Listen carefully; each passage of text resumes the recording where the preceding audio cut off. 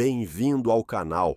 Hoje vamos revelar o que esteve escondido de si durante séculos, da história oficial e da ciência acadêmica. Aquilo que eles não querem que saiba. Subscreva agora mesmo, porque o que vai ouvir a seguir vai mudar tudo. Comente, partilhe, faça parte da comunidade que procura a verdade. Pronto para cavar mais fundo? Então vamos começar. Imagine, uma pessoa acorda num mundo onde a sua vida, o seu destino, até mesmo a sua morte, tudo é decidido por outros. Alguém segura os fios, alguém mais poderoso, alguém que nem sequer é visto. Parece o enredo de um filme de ficção científica? Agora pense, e se não for ficção? E se foi assim que a história da humanidade começou? Hoje, a história será sobre Enki, um deus que, segundo textos antigos, se rebelou contra os seus irmãos para salvar os humanos, as suas criações. Mas por quê? O que o levou a ir contra a sua própria família? E o mais importante, foi ele realmente o salvador da humanidade?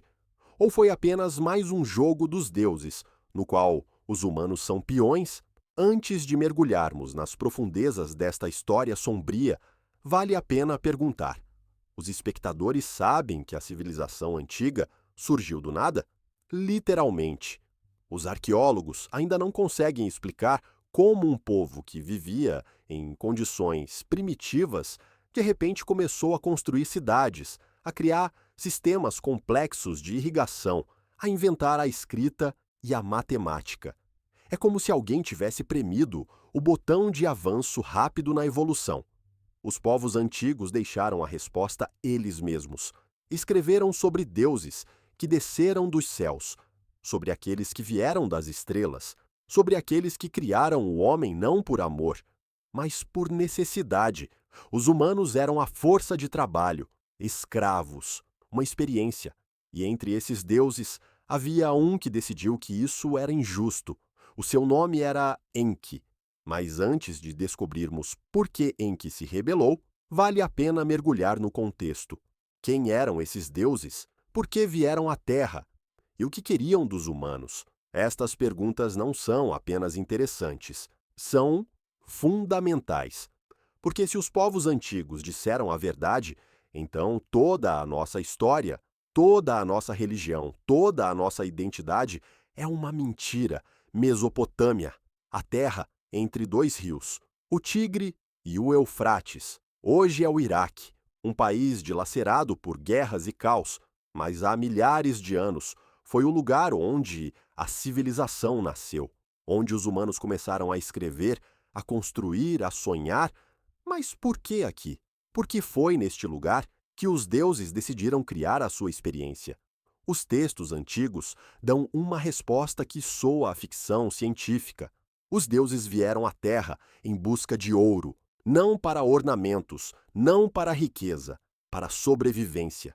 O seu planeta precisava de ouro para restaurar a atmosfera, e a Terra era a fonte ideal deste recurso.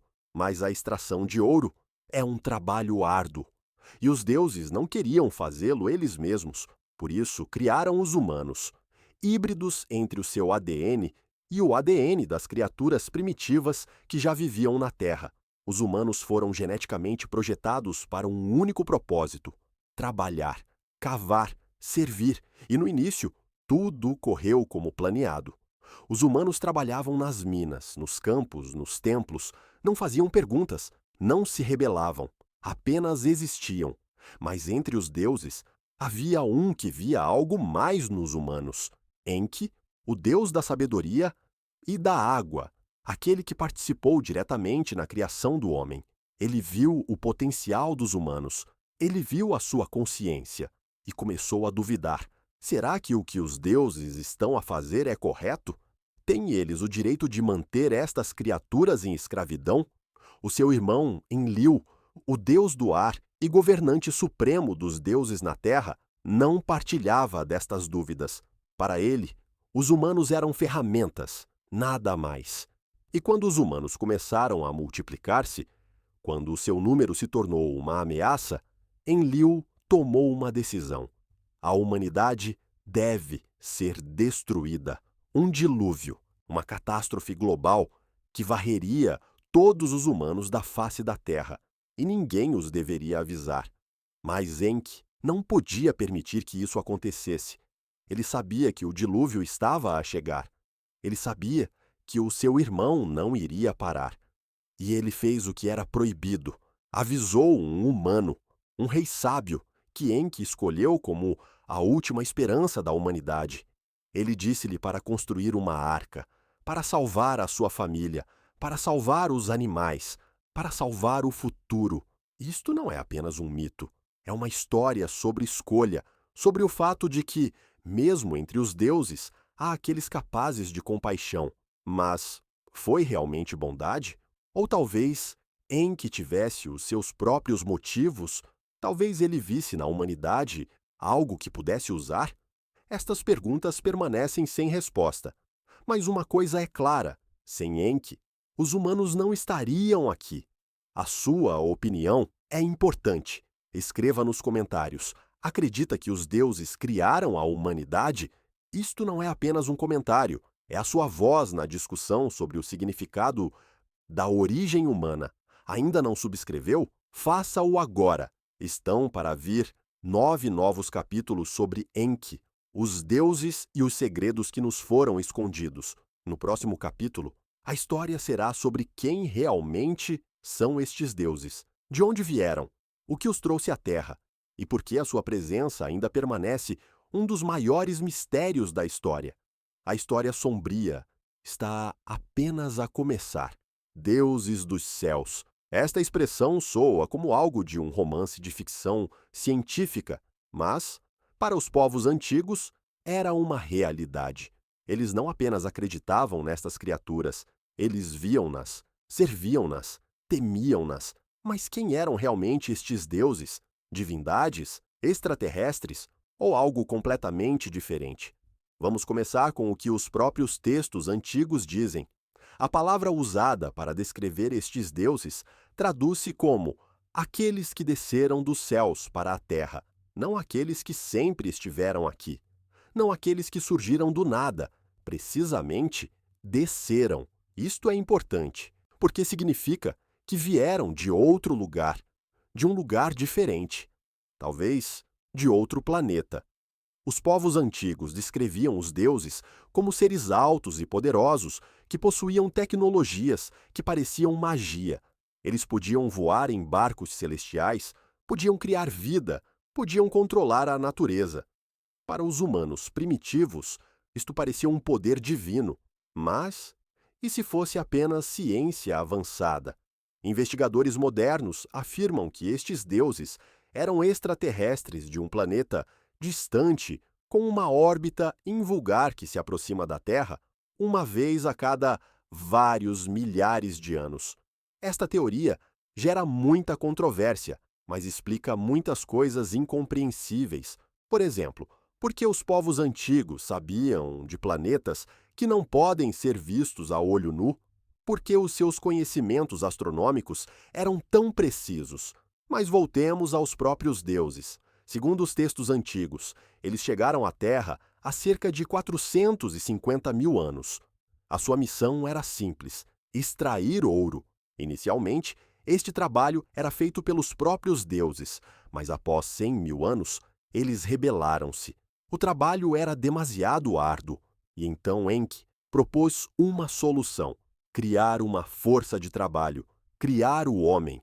O processo de criação é descrito nos textos antigos. Enki e a deusa-mãe pegaram em argila, ou, segundo outras interpretações, material genético, e misturaram-na com o sangue de um deus. O resultado foi o primeiro homem, aquele que é feito da terra. Isto não é apenas uma coincidência, é uma referência direta. Mas, por que Enki assumiu este papel? Por que foi ele que se tornou o criador da humanidade? A resposta está no seu caráter. Enki era o deus da sabedoria, da água e da magia. Ele era um inovador, um experimentador. Ele não tinha medo de quebrar as regras, e foi isso que o tornou perigoso para os outros deuses. O seu irmão, Enlil, era o seu completo oposto. Enlil era o deus da ordem, da disciplina, do poder. Ele acreditava na hierarquia, nas regras, no controlo. Para ele, os humanos eram apenas ferramentas, mas Enki via neles algo mais. Ele via potencial, e isso tornou-se a fonte do conflito entre os irmãos. Mas os deuses não são apenas Enki e Enlil. São todo um grupo de divindades, cada uma com o seu papel, o seu poder, as suas ambições. O governante supremo permanecia no planeta distante, raramente interferindo nos assuntos da Terra. A deusa mãe ajudou Enki a criar os humanos. A deusa do amor e da guerra era conhecida pela sua crueldade e imprevisibilidade. Cada um destes deuses tinha os seus próprios planos para a humanidade. Alguns viam os humanos como escravos, outros como aliados e alguns como uma ameaça. E foram estas diferentes visões que levaram a conflitos, guerras e, finalmente, ao dilúvio. Mas por que os deuses dependiam tanto do ouro? Por que não podiam simplesmente sintetizá-lo ou encontrar outra solução? Segundo a teoria dos investigadores, o ouro era usado para criar uma camada protetora na atmosfera do seu planeta. Sem ele, o planeta estava condenado, e a Terra era a única fonte disponível deste recurso. Isto explica por que os deuses permaneceram na Terra por tanto tempo. Explica por que criaram os humanos. Explica por que controlavam a humanidade de forma tão rígida. Os humanos eram a sua salvação, mas os humanos também eram o seu problema, porque quanto mais os humanos se desenvolviam, mais se tornavam uma ameaça. Agora pense nisto. E se os deuses ainda estiverem aqui? E se estiverem a observar a humanidade à espera de algo? E se a nossa história for apenas um capítulo na sua longa história? Estas perguntas podem parecer paranoicas, mas merecem atenção, porque se os povos antigos disseram a verdade, então a humanidade não está sozinha e nunca esteve. No próximo capítulo, a história será sobre Enki em mais detalhe. Quem era ele? Por que decidiu ajudar a humanidade? E quais eram os seus verdadeiros motivos? A história torna-se cada vez mais sombria. Enki, um nome que significa Senhor da Terra, mas era ele realmente um senhor? Ou talvez fosse um rebelde que desafiou o sistema? Para entender Enki, é preciso mergulhar na sua história, no seu caráter, nas suas escolhas, porque foram precisamente essas escolhas que determinaram o destino da humanidade. Enki era um dos deuses mais antigos e poderosos. Ele chegou à Terra entre os primeiros e assumiu imediatamente o papel de organizador. A sua tarefa era estabelecer a extração de ouro, criar infraestruturas, garantir a sobrevivência da colônia. E ele lidou com isso brilhantemente. Mas Enki não era apenas um administrador, ele era um pensador, ao contrário do seu irmão Enlil, que era guiado pela lógica e pela ordem. Enki era guiado pela curiosidade. Ele queria entender como o mundo funcionava. Ele queria experimentar. Ele queria criar. E foi essa característica que o tornou o candidato ideal para a criação do homem. Quando os deuses trabalhadores se rebelaram, recusando-se a continuar o trabalho árduo nas minas, Enki propôs uma solução: criar um novo ser que pudesse realizar esse trabalho. Mas esta não era apenas uma tarefa técnica, foi um ato de criação, e Enki abordou-o com toda a seriedade. Juntamente com a deusa-mãe, ele realizou uma série de experiências. As primeiras tentativas foram mal sucedidas. As criaturas criadas eram ou demasiado fracas, ou demasiado agressivas, ou simplesmente inviáveis. Mas Enki não desistiu. Ele continuou a experimentar até alcançar o sucesso. O resultado foi o primeiro homem. Mas Enki fez algo que os outros deuses não esperavam. Ele deu aos humanos não apenas força física, mas também consciência. Ele deu-lhes a capacidade de pensar, de sentir, de sonhar. Por quê? Talvez porque visse neles um reflexo de si mesmo. talvez porque quisesse criar algo mais do que apenas uma ferramenta, ou talvez ele tivesse os seus próprios planos. Enlil ficou indignado. Para ele, os humanos deveriam ser escravos, nada mais. Mas Enki deu-lhes algo perigoso, potencial, e esse potencial começou a realizar-se. Os humanos começaram a aprender, a desenvolver-se, a fazer perguntas. Deixaram de ser apenas uma força de trabalho, tornaram-se algo mais. E então Enki deu mais um passo que mudou a história para sempre. Ele começou a transmitir conhecimento aos humanos. Conhecimento proibido. Conhecimento sobre agricultura, sobre construção, sobre escrita, sobre matemática. Conhecimento que deveria permanecer exclusivamente nas mãos dos deuses. Por que fez ele isso? Foi bondade, compaixão ou outra coisa?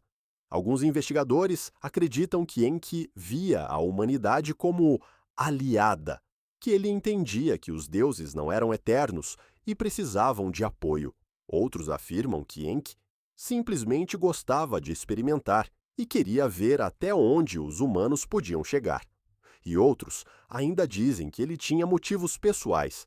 Talvez quisesse criar o seu próprio exército para o ajudar no conflito com Enlil. Mas, independentemente dos motivos, o resultado foi um. Enki tornou-se o protetor da humanidade, e quando Enlil decidiu destruir os humanos com o dilúvio, Enki foi o único que se levantou em sua defesa. Ele violou a lei dos deuses, ele traiu a sua família, ele arriscou tudo para salvar a humanidade. Mas foi realmente uma traição? Ou talvez Enki estivesse apenas a fazer o que considerava correto? Estas perguntas não têm respostas simples, porque Enki não é simplesmente um herói ou um vilão. Ele é uma figura complexa, que agiu em circunstâncias complexas, e as suas escolhas tiveram consequências que a humanidade sente até hoje.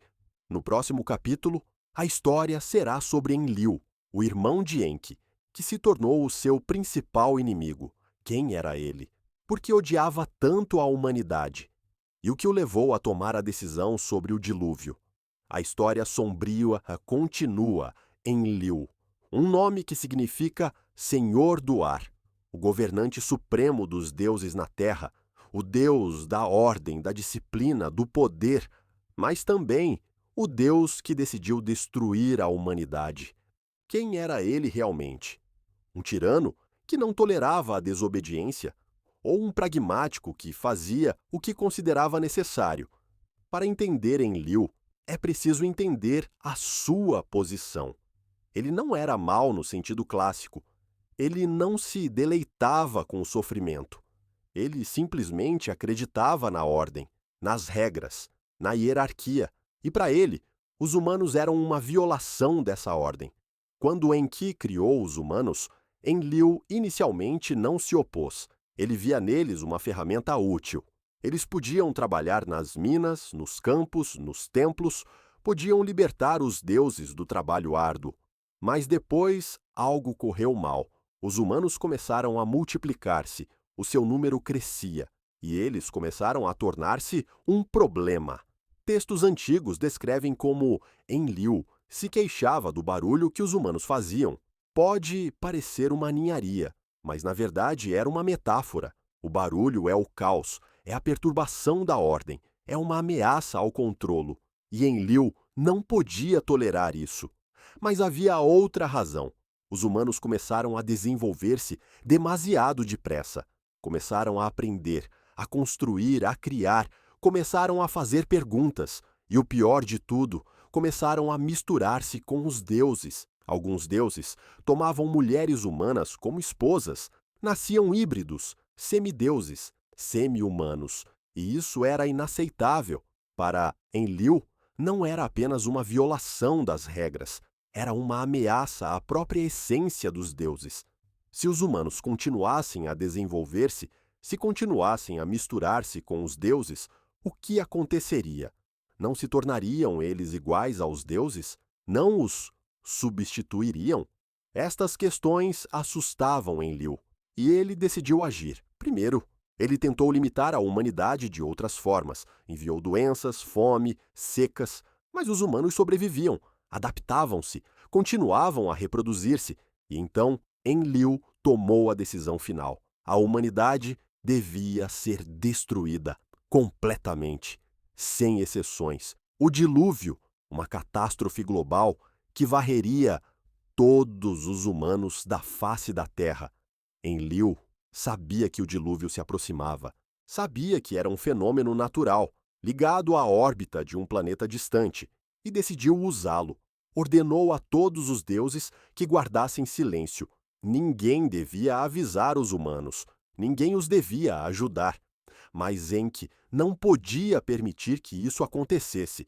Ele sabia que o dilúvio destruiria não só os humanos, mas tudo o que eles tinham criado, todo o conhecimento, todas as conquistas, toda a cultura, e decidiu desobedecer à ordem do seu irmão. Avisou um rei sábio, disse-lhe para construir uma arca. Ele salvou a humanidade. Quando o dilúvio terminou e Enlil viu que os humanos tinham sobrevivido, ficou furioso. Queria castigar Enki, queria destruir os que restaram, mas os outros deuses intervieram. Disseram a Enlil que os humanos eram necessários, que sem eles os deuses não conseguiriam manter a sua civilização na Terra. E Enlil foi forçado a concordar. Mas ele não perdoou, não esqueceu. E desde então, a relação entre Enlil e Enki tornou-se ainda mais tensa. Tornaram-se inimigos.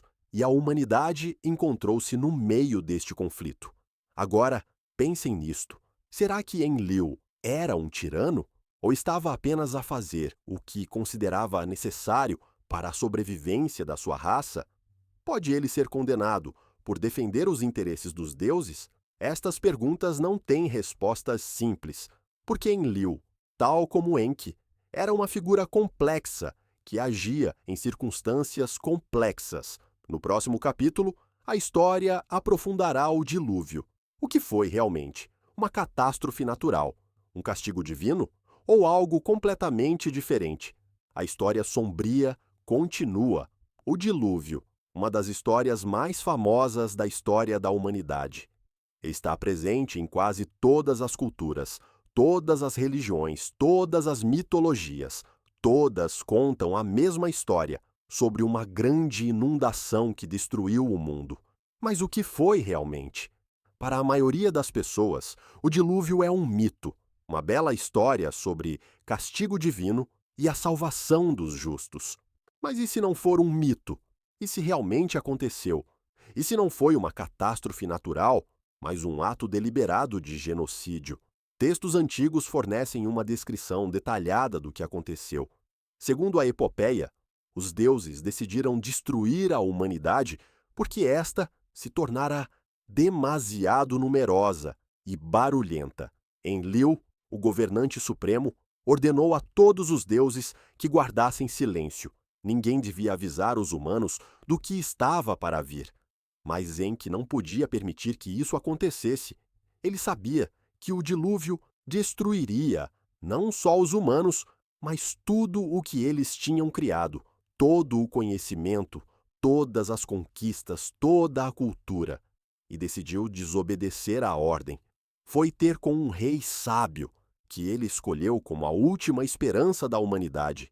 Enki não podia falar diretamente com o rei, pois isso seria uma violação da ordem. Por isso, falou para a parede da casa dele, sabendo que o rei ouviria. Disse-lhe para construir uma arca, um grande barco que pudesse resistir ao dilúvio. Deu-lhe instruções precisas, as dimensões, os materiais, a construção. Disse-lhe para levar a sua família, os animais, as sementes das plantas, para salvar tudo o que pudesse ser salvo. O rei obedeceu. Construiu a arca, apesar do escárnio dos seus vizinhos. Reuniu tudo o que era necessário.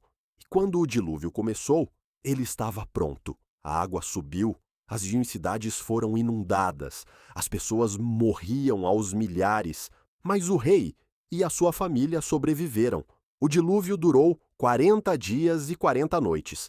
Quando terminou, O rei soltou aves para verificar se terra seca tinha aparecido. No início, elas voltaram, mas depois, uma delas não voltou. Isso significava que terra seca tinha aparecido. O rei saiu da arca e ofereceu um sacrifício aos deuses. Enlil ficou furioso quando viu que os humanos tinham sobrevivido. Queria castigar Enki, mas os outros deuses intervieram. Disseram que os humanos eram necessários, que sem eles, os deuses não conseguiriam manter a sua civilização na Terra. E Enlil foi forçado a concordar. Mas impôs condições, os humanos não deveriam mais reproduzir-se tão rapidamente. A sua vida deveria ser mais curta, o seu sofrimento maior. Mas o que foi isto realmente? Foi o dilúvio uma catástrofe natural? Muitos cientistas acreditam que sim. Apontam para evidências geológicas de grandes inundações no passado.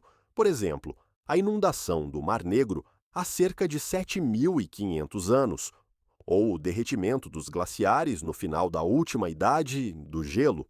Estes eventos poderiam ter levado a inundações em grande escala que permaneceram na memória da humanidade. Mas os textos antigos falam de algo diferente. Dizem que o dilúvio foi intencional, que os deuses sabiam dele com antecedência, que poderiam tê-lo impedido, mas decidiram não o fazer. Não é uma catástrofe natural, é genocídio. Agora pensem nisto. E se o dilúvio foi realmente um ato de genocídio? E se os deuses destruíram deliberadamente a maior parte da humanidade para manter o controle? E se os humanos, descendentes dos que sobreviveram, vivem num mundo criado por este ato de violência? Estas perguntas podem parecer paranoicas, mas merecem atenção, porque se os povos antigos diziam a verdade, então a nossa história não é uma história de progresso, é uma história de sobrevivência, uma história de luta contra aqueles que queriam destruir a humanidade. Escrevam nos comentários: acreditam que o dilúvio realmente aconteceu? Ou é apenas um mito? A opinião de todos é importante e não se esqueçam de subscrever o canal. No próximo capítulo, a história abordará o que aconteceu depois do dilúvio. Como é que a humanidade recuperou? Que conhecimentos foram perdidos? E que papel desempenhou Enki nesta recuperação? A história sombria continua. O dilúvio terminou, a água recuou, a terra tornou-se novamente habitável. Mas o que restou? Ruínas de cidades, corpos mortos, uma civilização destruída. A humanidade estava à beira da extinção, mas sobreviveu. E foi graças a Enki. O rei e a sua família saíram da arca. Viram um mundo que tinha mudado para sempre. Tudo o que conheciam tinha desaparecido, mas não desistiram. Começaram a reconstruir, começaram a construir, começaram a criar uma nova civilização. Mas não estavam sozinhos. Enki estava lá, ajudou-os, transmitiu-lhes conhecimento. Conhecimento sobre agricultura, sobre construção, sobre escrita, sobre matemática. Conhecimento que se tinha perdido durante o dilúvio. Conhecimento que deveria permanecer exclusivamente nas mãos dos deuses. Por que é que Enki fez isto? Foi por bondade? Por compaixão? Ou por outra coisa? Alguns investigadores acreditam que Enki via os humanos como aliados, que ele compreendia que os deuses não são eternos e que precisam de apoio. Outros afirmam que Enki simplesmente gostava de experimentar e queria ver até onde os humanos podiam chegar. Mas havia outra razão. Enki sabia que Enlil não iria parar, que continuaria a tentar controlar a humanidade. E Enki queria dar aos humanos as ferramentas para resistir a esse controlo. Queria torná-los mais fortes, mais inteligentes, mais independentes. E ele teve sucesso. Após o dilúvio, a humanidade começou a recuperar rapidamente. Surgiram novas cidades, novas culturas, novas civilizações. Todas elas eram descendentes dos que sobreviveram ao dilúvio. E todas elas preservaram a memória dos deuses que as criaram. Mas Enlil não desistiu. continuou a tentar controlar a humanidade, estabeleceu regras, exigiu obediência, castigou aqueles que não obedeciam, e a humanidade vivia com medo dele, mas Enki continuou a ajudar. Transmitiu conhecimento através de pessoas escolhidas, reis, sacerdotes, sábios.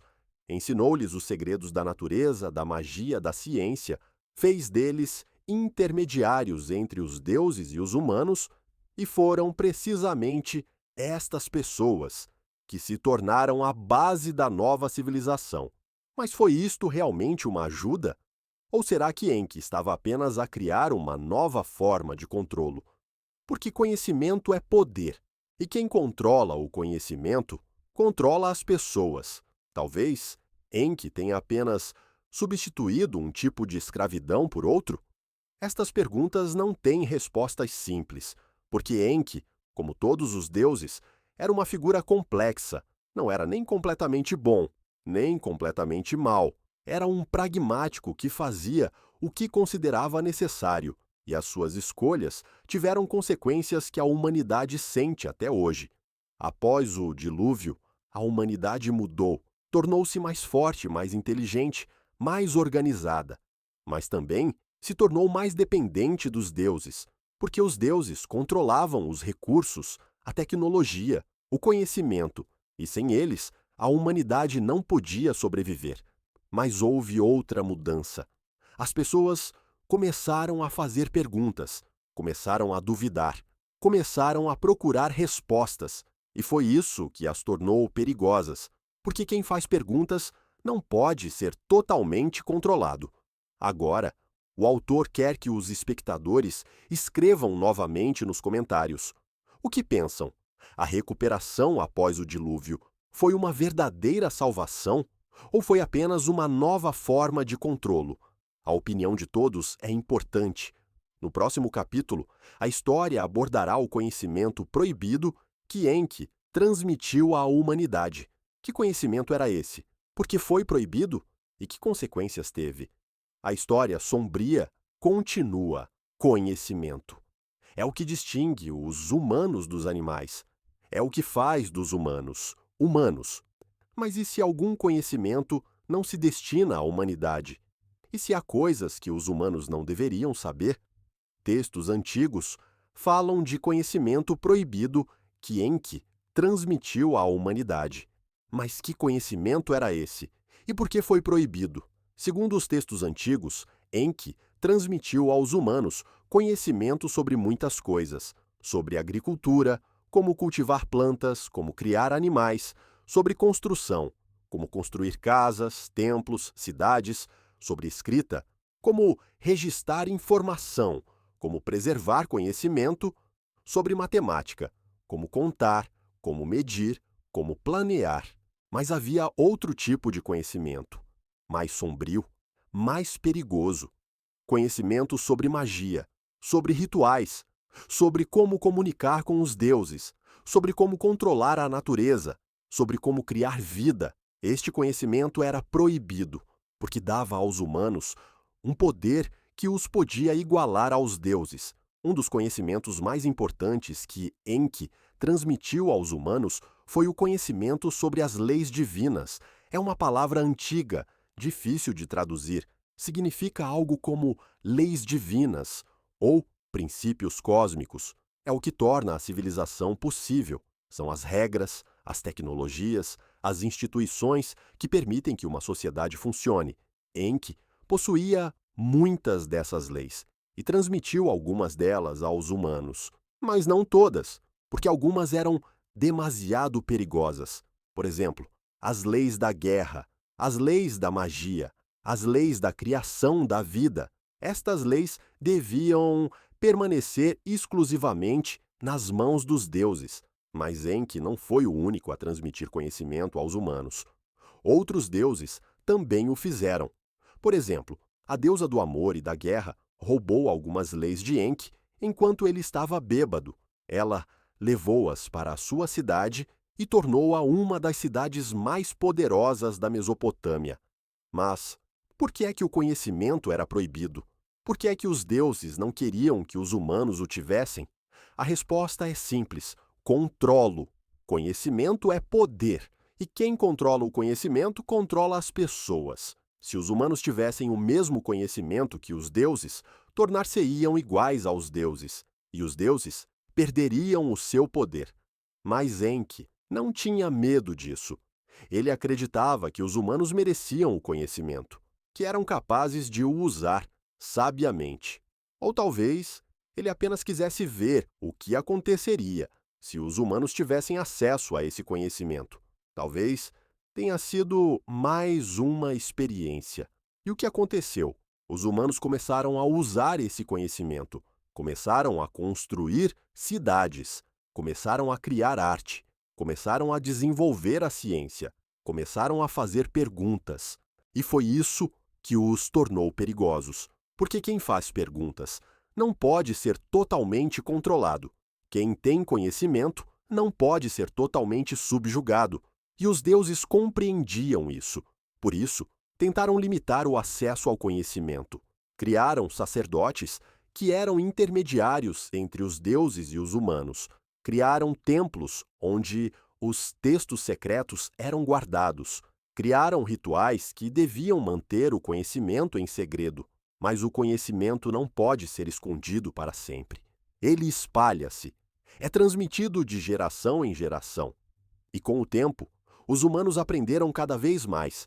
Começaram a compreender como o mundo funciona. Começaram a compreender quem eram os deuses.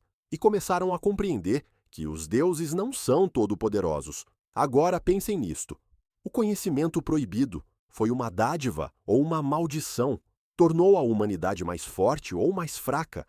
Tornou as pessoas mais livres ou mais dependentes? Estas perguntas não têm respostas simples, porque o conhecimento é uma ferramenta e a forma como as pessoas o usam depende delas. No próximo capítulo, a história será sobre o conflito entre Enki e Enlil. Como se desenvolveu? Quais foram as suas consequências? E terá sequer terminado? A história sombria continua. Enki e Enlil. Dois irmãos, dois deuses, dois opostos. Um acreditava na liberdade, o outro na ordem. Um via potencial na humanidade, o outro uma ameaça. E este conflito determinou o destino da humanidade. Porque quando os deuses lutam, os humanos sofrem. O conflito entre Enki e Enlil não começou com o dilúvio. Começou muito antes. Quando os deuses chegaram à Terra, Enlil era o filho mais velho do governante supremo. Ele tinha direito ao poder. Mas Enki era mais inteligente, mais criativo, mais carismático. E isso criava tensão. Quando os deuses dividiram os territórios na Terra, Enlil ficou com a Mesopotâmia, a terra mais fértil. Enki ficou com a África, uma terra rica em recursos, mas difícil para viver. Foi injusto, e Enki sabia disso, mas ele não se rebelou. Apenas fez o seu trabalho. Mas quando Enki criou os humanos, tudo mudou. Enlil viu nisso uma ameaça. Ele viu que Enki tinha dado aos humanos algo que eles não deveriam ter, a consciência. E ele começou a ter medo, porque a consciência é o primeiro passo para a liberdade. E a liberdade é uma ameaça ao controlo. Enlil começou a tentar limitar a humanidade. Ele enviava doenças, fome, secas, mas os humanos sobreviviam, porque Enki os ajudava. Ele transmitia-lhes conhecimento, ensinava-os a combater doenças, a cultivar alimentos, a encontrar água. E isso só intensificava o conflito. O dilúvio foi o clímax deste conflito. Enlil decidiu destruir a humanidade de uma vez por todas, mas Enki salvou os humanos, e isso foi uma traição direta. Enlil queria punir Enki, queria privá-lo do seu poder, mas os outros deuses intervieram. Disseram que ambos os irmãos eram necessários, que sem eles, os deuses não conseguiriam manter a sua civilização na Terra. Mas o conflito não terminou. Apenas entrou numa nova fase. Enlil continuou a tentar controlar a humanidade. Ele estabelecia reis que lhe deviam obediência, criava leis que limitavam a liberdade. Exigia sacrifícios que deviam lembrar aos humanos o seu lugar. Enki continuou a ajudar os humanos. Ele transmitia conhecimento através de pessoas escolhidas, ensinava-os a resistir à tirania, inspirava-os à rebelião. E foi isso que o tornou um herói para os humanos e um inimigo para os deuses. Mas, será que Enki era realmente um herói? Ou talvez ele estivesse apenas a usar os humanos na sua luta contra o irmão.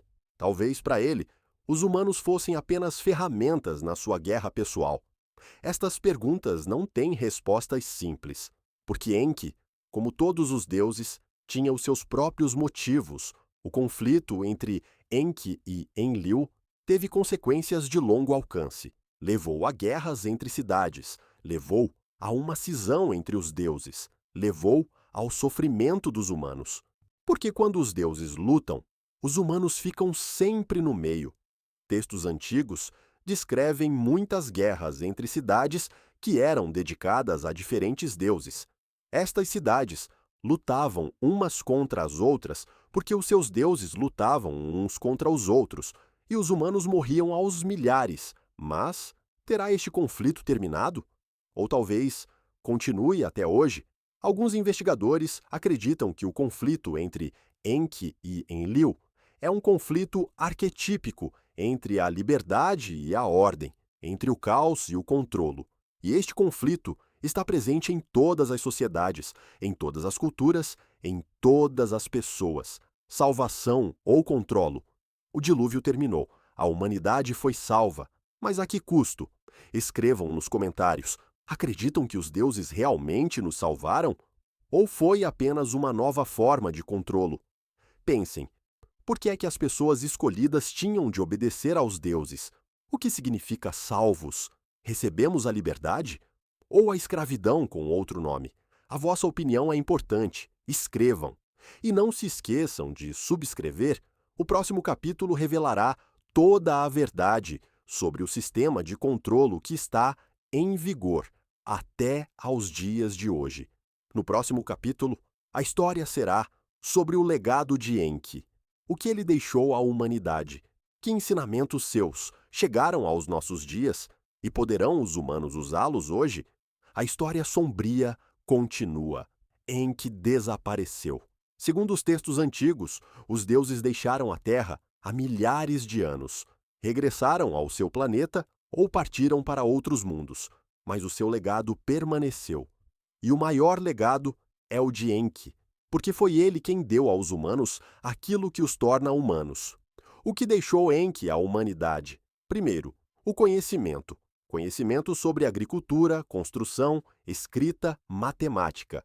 Conhecimento que permitiu aos humanos criar a civilização. Sem este conhecimento, os humanos ainda estariam a viver em cavernas, a caçar animais e a colher bagas. Enki deu aos humanos as ferramentas que lhes permitiram ir além da sua natureza biológica. Segundo, a consciência. Enki deu aos humanos a capacidade de pensar, sentir, sonhar. Deu-lhes a capacidade de fazer perguntas, procurar respostas, criar o novo. Sem esta consciência, os humanos seriam apenas animais, mas com ela tornaram-se algo mais. Terceiro, a rebelião. Enki ensinou os humanos a não aceitar as coisas como são. Ensinou-os a desafiar a autoridade, a lutar pela liberdade, a procurar a justiça.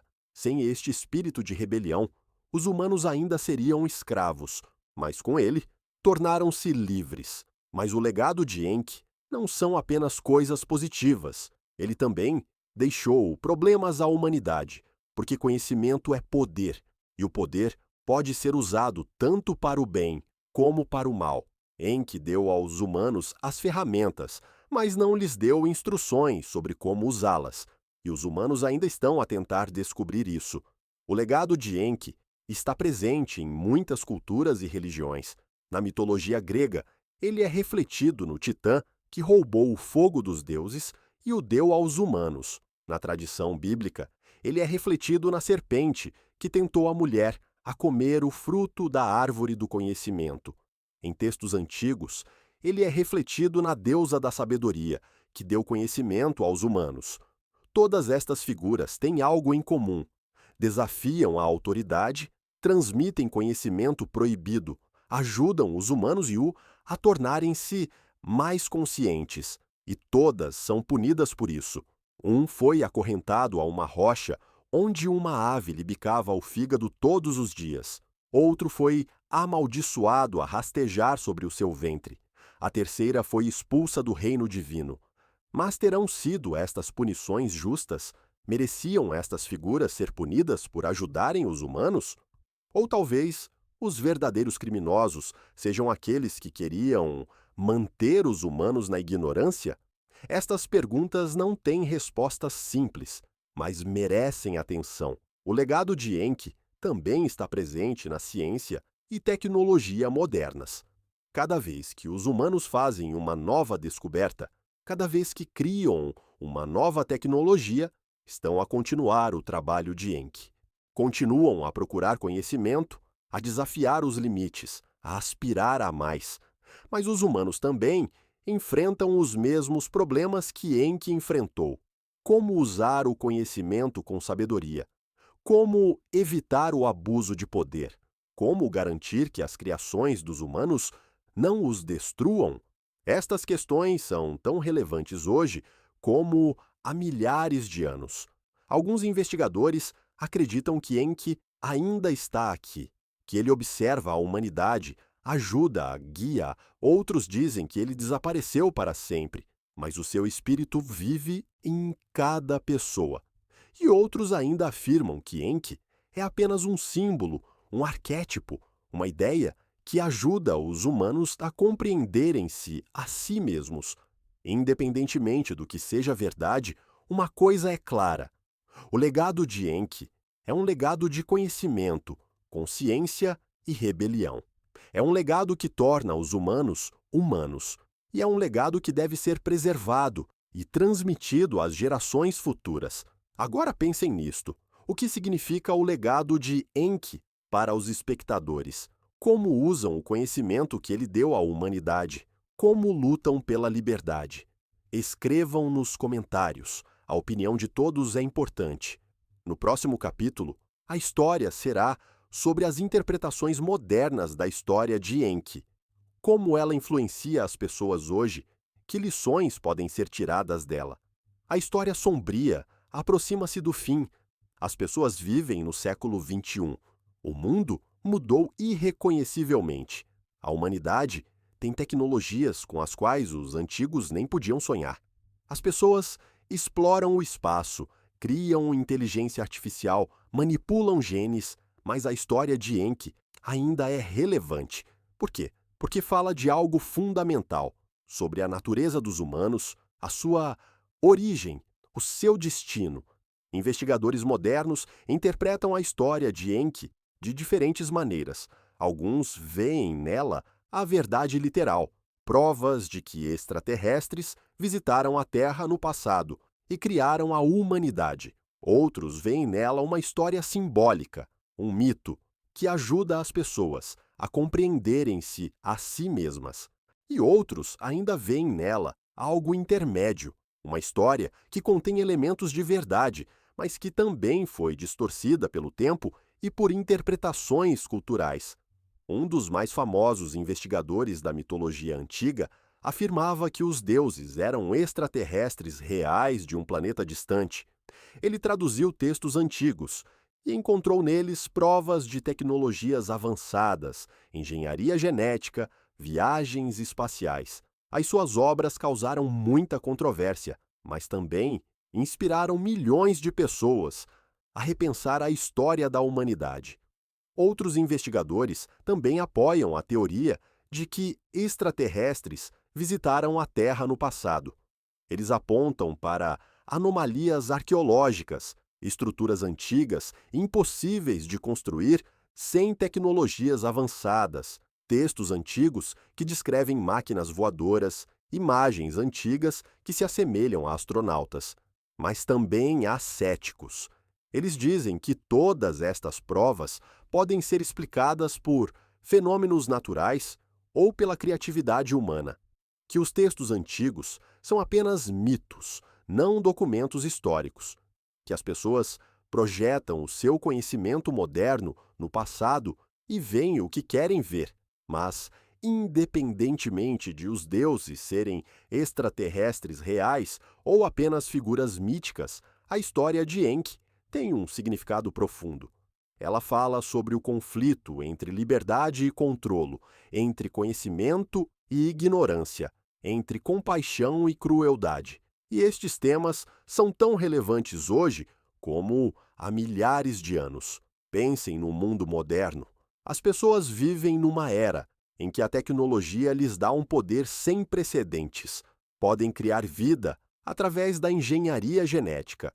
Podem controlar a informação através da internet. Podem destruir o planeta com armas nucleares. Mas será que as pessoas usam este poder com sabedoria?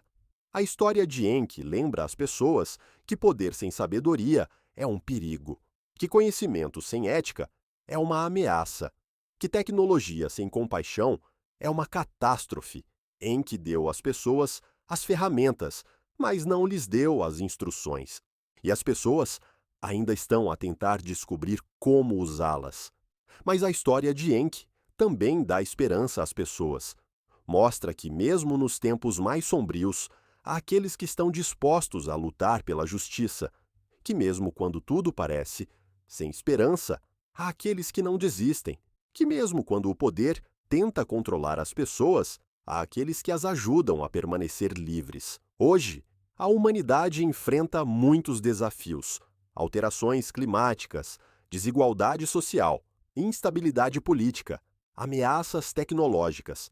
Mas as pessoas também têm as ferramentas para resolver estes problemas. Têm conhecimento, têm tecnologia, têm consciência e, o mais importante, têm uma escolha. A história de Enki lembra às pessoas que a escolha é a coisa mais importante que elas têm. Enki fez a escolha de ajudar a humanidade, mesmo quando era perigoso. O rei sábio fez a escolha de construir a arca, mesmo quando todos se riam dele. E as pessoas também podem fazer uma escolha, a escolha de lutar por um futuro melhor.